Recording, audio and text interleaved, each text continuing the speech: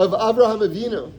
And before we get to Avraham Avinu, I just want to say something. I saw this in one of the Chabad Chumashes, and I was moved by it. I didn't see the source for this, but it feels like, like a Zohar or an ancient kind of source. But anyway, here's what it is. So when we think of Abraham and Sarah, I think that our instinct is definitely to, think of Abraham as first and foremost, and Sarah obviously is incredibly important, but maybe Abraham takes the lead.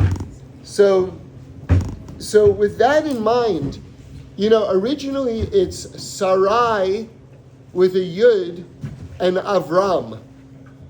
And so what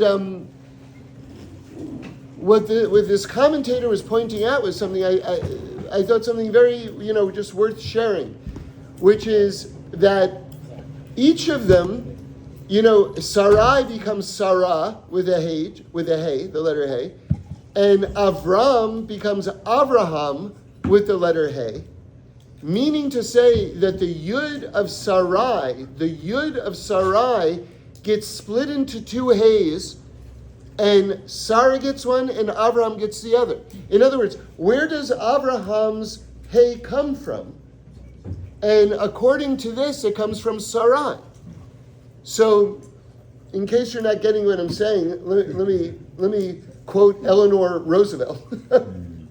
So Eleanor Roosevelt, of course, was the very famous wife of FDR, Franklin Delano Roosevelt, who was president for 4 terms. In fact, the reason why you can only be president for 2 terms is because of FDR, because he had 4 terms, and they said that's too much. From now on, just 2 terms. So someone came up to Eleanor Roosevelt and said, if you had married someone else, meaning someone other than FDR, if you had married someone else, what do you think would have been with him? And she said, he would have also been president. In other words, why? Yeah, the other husband. In other words, why was FDR president? Because of me. That's why. So where is Abraham becoming Abraham from? Where is he getting the name Abraham from? From the Yud of Sarai. To 5. The 5 and 5. The Yud of Sarai gets split in half. And so Abraham becomes Abraham because of Sarah. And so when we think about like our own family dynamics, just reevaluate the role that your wife is playing, because maybe it's more, you think she's supporting you, but maybe you're an extension of her. It's worth sort of just humbly kind of reconsider. I feel very connected to LECHA for a lot of reasons, but we'll go a little deeper now. So my first son was born during LECHA. And I remember when I was growing up, my mother said to me, the Lubavitcher Rebbe is having a campaign, and everyone gets to buy a letter in the Torah. And so at this time our family wasn't observant, but my mother knew about this campaign, and she bought a letter in the Torah. And I remember she came into me at my room and she said, "Oh, our letter is in LECHA." And so this was in my early development. So I remember thinking LECHA was very important. And then I said, my first son was born during LECHA. And then when I first started coming closer, to keeping Shabbos and everything like that, I went to talk to Reb Shlomo. There was a whole kind of conflict and all the rest. I won't go into the whole story, but years and years later, when I was finally actually, a little bit more mature and ready to actually take some real changes in my life. This was 10 years after that conversation that I just mentioned to you. I went up to Reb Shlomo. He was visiting L.A. and I told him, I said, I feel like I'm actually making real progress in terms of like. And Reb Shlomo said to me, "Do you remember that conversation that we had? It was 10 years before. 10 years before. I was 14 at the time." I said, "Yeah." Then he says to me, "Do you remember what parsha it was?" I said, "No." He said, "It was LECHA." And so LECHA has played a big role in my life, but now I want to just take it another step. Hashem says to Avraham Avinu, he says, "Go for yourself from your land, from your relatives, and from your father's house to the land that I will show you." And when I first started like keeping Shabbos, I started doing it in Los Angeles. I grew up in New York City, and I was in Los Angeles for I guess a couple of years, and then I was able to do it. But it's meaningful to me that it happened when I did a little mini Lech Lecha myself, and I left New York. And what I'm trying to say is, and I'm not just talking about me right now, this is for all of us together, is that I don't know if I would have been able to do what I did in New York City. And the reason is because I was surrounded by old influences, people who I grew up with and friends and things like that. And I think that when you think about your spiritual progress, I think that you have to think about who your friends are and who your environment is and what your family expectations are of you. Because a lot of times it sort of holds your soul hostage to their expectations. And I think that sometimes a person really has to do a Lech Lecha if they really actually want to develop themselves. I know that like it's a big deal to go to another minyan, for instance. And sometimes just going to another minyan is a very freeing thing, because all of a sudden it's like, I remember I heard Reb Shlomo say one time, he said, like imagine there's someone who comes late to minyan all the time. And then all of a sudden they decide to come early. They want to be on time. Like they want to improve themselves. So they start coming on time. And everyone goes, "Hey, what are you doing? You're coming on time. That's not you. What are you doing?" And he said that's like, he didn't use the word murder, but it's a form of murder. It's a form of murder. He didn't use that word. He didn't use that word. Sometimes he would talk about cutting people's wings off. I don't know if he used that term either, but this idea that who are you to change? Who are you to be better or to improve yourself? There's something that they talk about, crabs in a barrel. So what that is, I've never observed this, but this is like one of these old-timey phrases. So imagine you've got a barrel here, and you've got some crabs on the bottom. And I guess they've observed this, because otherwise where would this expression come from? A crab would start to climb up the side to get out, and then another crab would just pull it back down. So they say that's where that expression comes from, like crabs in a barrel. And this idea that, sometimes if you actually want to make a breakthrough, changing your geographical location and diminishing these expectations. They say that that a prophet is never appreciated in his homeland. Okay, so it's an old phrase, right? So why? Because someone can become like an actual prophet. Like I don't know, Yirmiyah, right? I don't know why I'm picking him, but imagine Yirmiyah.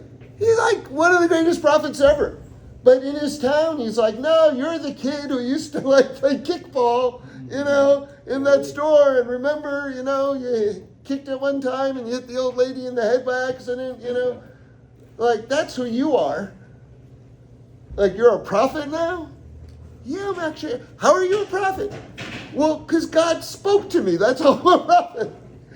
Oh, Mr. Kickball? God spoke to Mr. Kickball? Like, how do you escape that? How do you escape that? And you escape it by going someplace else. And I'm saying, realistically speaking, and, I think, I'm biased. I think any change of opinion can do this for a person. But since we're at the happy minyan and since I daven here, I would say that the happy minyan is actually a good place for that type of thing. Because it's not that nobody cares, but nobody cares in the best way. Nobody cares in the best way. It's very freeing because people genuinely don't care in the best way. In other words, you want to scream Yehei Shmei Rabbah, nobody cares. And at your place, if you want to actually scream Yehei Shmei Rabbah, people will be like, "What's Mr. Yehei Shmei Rabbah all of a sudden? Who are you?" Right? Like, so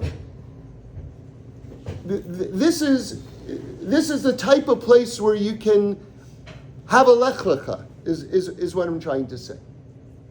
Now, but you pick your own place and whatever it is. I'm just giving you the idea right now. So I know for me in my own life, coming to California was a very liberating experience because I didn't have to justify myself and I didn't have to apologize to anybody. And that gave me a freedom that I listen to me carefully. It gave me a freedom I didn't know I needed. Okay? So Hashem says to Abraham, Lech Lecha. And now I just want to go a little bit deeper here. And this is something that I'm sort of struggling with in my own life right now, so I'm sharing it with you. And I saw it in the words, like Lech Lecha, I think is really interesting because it's the same word. It's Lamed Chaf, right? Lamed Chaf, Lamed Chaf. Lech Lecha. It's perfectly balanced. And yet what's really interesting about Lech Lecha is here it's the same word in terms of the letters, and yet it means two opposite things. So how so? Because Lech means to physically walk in one direction. So look, this is like, that's Lech, I've moved physically. Lecha means now I am internally, it's not a physical move, it's an emotional, intellectual move. Now I am internalizing whatever progress, whatever change just happened into my life, I am now internalizing it. And so what I want to share with you is that you can't do too much living without absorbing. If a lot of events are happening in your life, you absolutely need an equal amount of time demonstrated by this formula, right? It's almost like one of Newton's laws of thermodynamics, that Lech is perfectly balanced with Lecha. That to the extent that you actually journey out into the world is the exact amount of time that you need to absorb what did that change in my life circumstances actually do to me. And to the extent that we're doing a lot of leching, right, and not a lot of lechaing, we lose ourselves.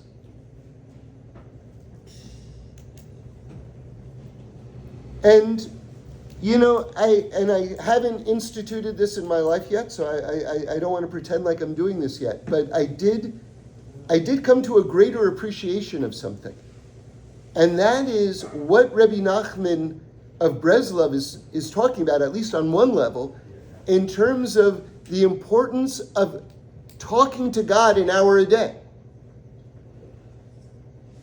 In other words,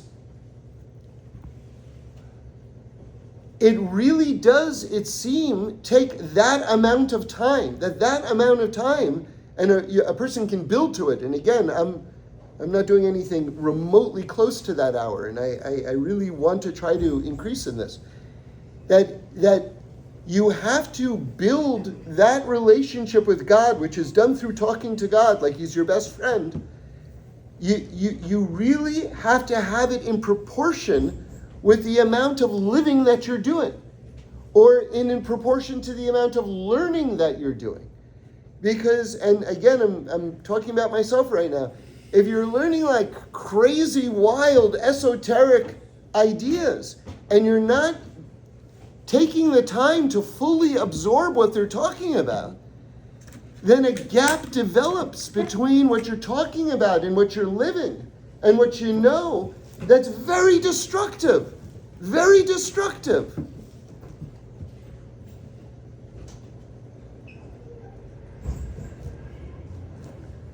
There are all sorts of forms of like not knowing what you're talking about. One of it is just spewing incorrect facts. Another is actually saying incredibly compelling things. and this person doesn't know what he's talking about, and that person also doesn't know what he's talking about. Like to talk about the value of something and actually not to appreciate the value of that thing. And you don't actually know the value of that thing. But you can wax incredibly eloquent about the value of that thing without knowing the value of that thing. But how do you know the value of that thing unless you are given the time or take the time or carve out the time to internalize it?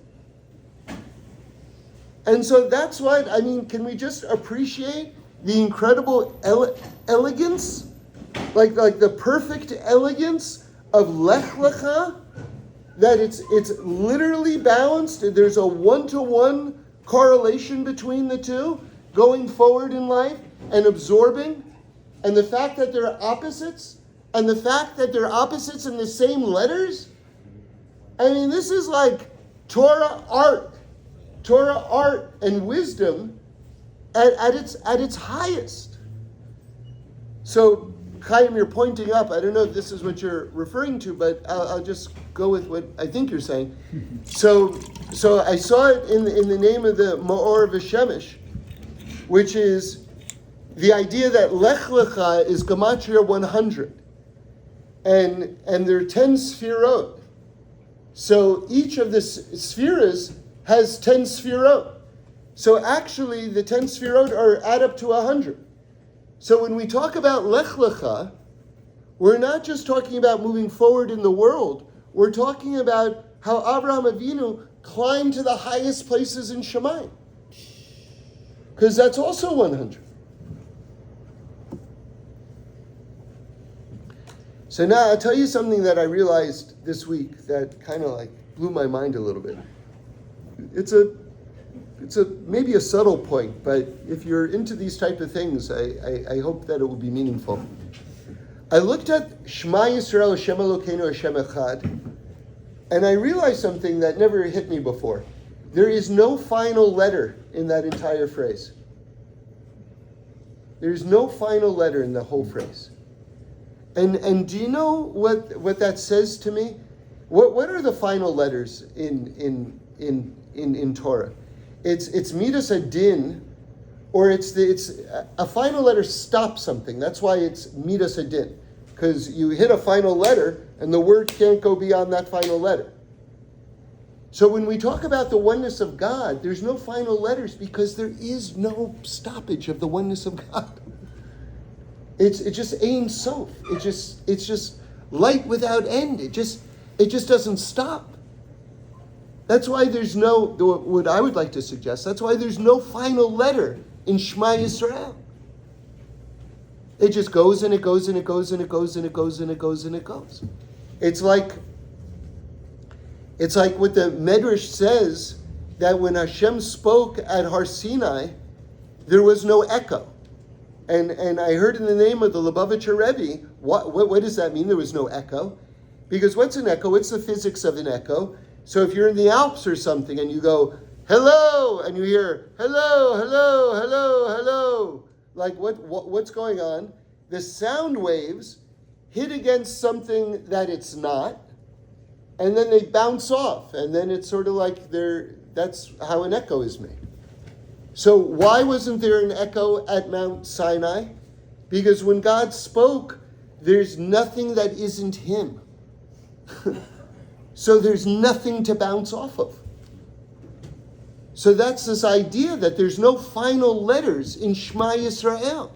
There's no end in any direction to the oneness of God or to where God inhabits. Interestingly, in Baruch Shem Kavod Malchuso, there is a final letter. There's actually two final letters, and it's the same final letter. You know what it is? Mem. It's three? Baruch. Final Chaf. Yeah. Okay, so you've got three final letters, right? Also added. Say it again? Also adds up to 100.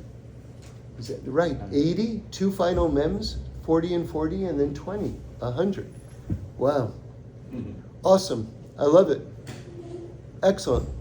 So what I would say to that is, just like God's walking, like God's Lech Lecha is never ends, so too in the confined space in Malchus, which Baruch Shem Kavod Malchuso, it's talking about God as he exists within boundaries. You have the same Lech Lecha. In other words, God walks and expands and is internalized throughout all the boundaries of this realm as well, within the finite and within the infinite as well. And so you have 200. So that's how I would darshan it.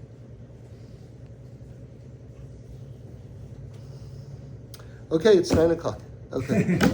Good shot.